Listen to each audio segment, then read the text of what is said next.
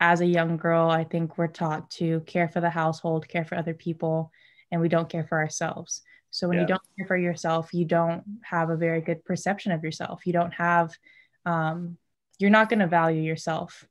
And if you don't value yourself, other people won't value you. Yeah. So I don't think that we ever really talk about self-confidence within our community. I don't think that we ever encourage women to make themselves feel beautiful.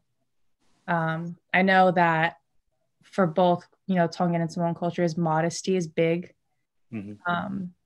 But you can be modest and be confident. Yeah. So I think teaching that is important. But I think we're just always taught to tell girls just to kind of lay low, Yeah. in the kitchen, make sure you have your EA on so you're not too revealing. And I'm not saying that if you're confident, you need to be wearing revealing or sexy clothing. Yeah. But, just making sure that you feel comfortable in your own skin. Yeah. Yeah.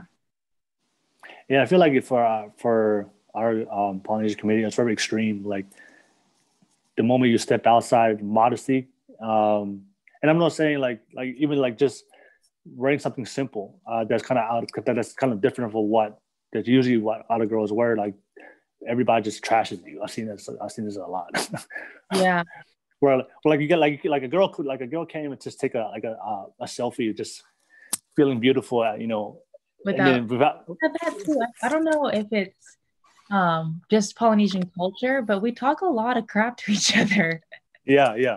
And it's like a form of, I don't know, breaking the ice or what, but yeah, that's also really common. Is it's so much easier for us to call someone out and to put them down than it is to uplift them. And I'm guilty of it too. Within my own friend group, I'm quick to say, damn, that's an ugly shirt, as opposed to, like, yeah. Well, yeah. that's different. Well, that's different. Yeah. Fashion. I think fashion, but when it comes to tearing a human being down. Yeah, like actually putting them down to where they feel bad. Yeah, yeah, exactly. Because if you're wearing something ugly, I'm gonna let you know you're wearing something ugly.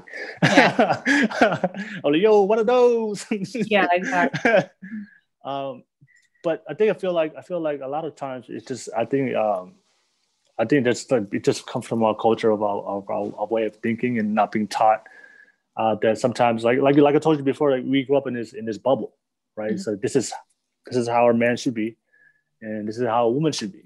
Yeah. And then that's our reality. And if you go against that, and if anybody that kind of steps outside of that reality of that culture, automatically you're seen as automatically you're seen as either they judge you and criticize you because you're going against everything they believe in, right?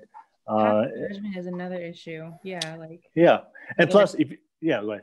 Gender roles or religion in our cultures, I think we're always passing judgment on each other. You know what? I thought of this myself when I asked you, what do you think? Because what happens is, like I told you before, in the culture, we don't teach empowerment, right? We don't teach self-help, self-love. That's something we don't teach. We don't teach kids growing up. And I realized, and you probably relate to this because you went through your own self-love journey. Mm. When you go through your own self-love journey, it's in loving yourself and loving your flaws, loving your insecurities, loving your struggles, loving the things that you've suffered from, accepting what happened, no matter how painful it was, so you can move on from it. Mm-hmm. In that process, naturally, you develop empathy. Yes. Because you've gone through it and you felt it. So what happens is when you go through your self-love process of healing and loving yourself and never wanting to put yourself in a position to feel that pain, mm-hmm. you develop a natural empathy towards others that are going through the same pain. Yes. So our Polynesians never got the self-love memo. So they don't have empathy. So that's why we criticize, because we don't have empathy. Well, we do, but we just never been taught to use it. Yeah. Right. Because everybody has it, and I feel like for me, I don't judge nobody no more. That's something I'm I've done a lot of work on, because I've worked on myself so much, and knowing for myself that I'm not a perfect man. I have my own insecurities. I have my own flaws, and also understanding that, no matter how mean or how unwelcome somebody may be acting towards you, usually people that act bad towards you or behave negative or whatever towards you, hurt people. One of my favorite sayings in the world is, hurt people hurt other people.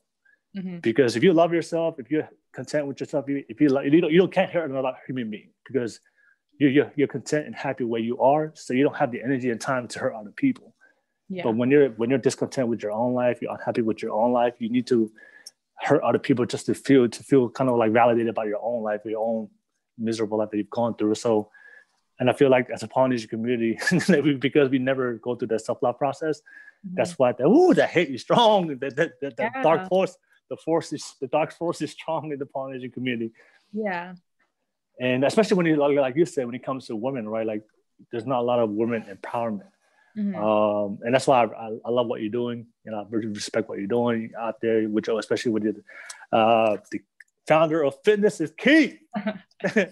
Founder of Fitness is Key. And that's a lot of what you do. You empower other people through your passion in having a healthy lifestyle.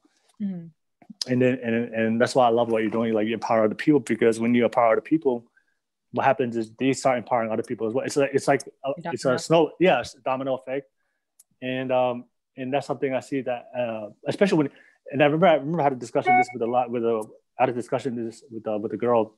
She said that Polynesian women, they're their own biggest critics are other Polynesian women. 100%. Yeah. And I think just getting into health a little bit more and healthy lifestyles. I think being a skinny Samoan has always been something that I try to tiptoe around, if that makes sense, because I don't ever want, because society, right? We are taught to think that skinny, healthy, skinny is what you should be.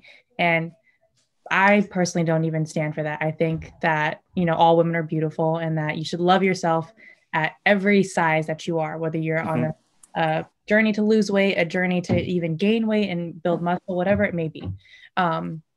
But feeling like, because I love empowering women, I really do. It's another one of my passions. I even started another group called Mission My Empowerment, specifically to empower women.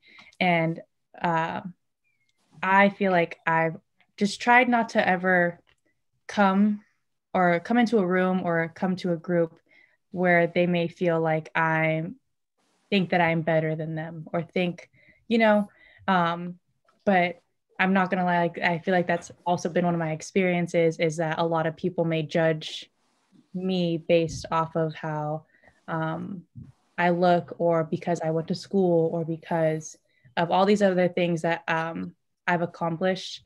And again, acknowledging my privileges to my own life, and that just being hard to connect with people, because if they immediately close you off, then you can't help them in the way that you want to help them.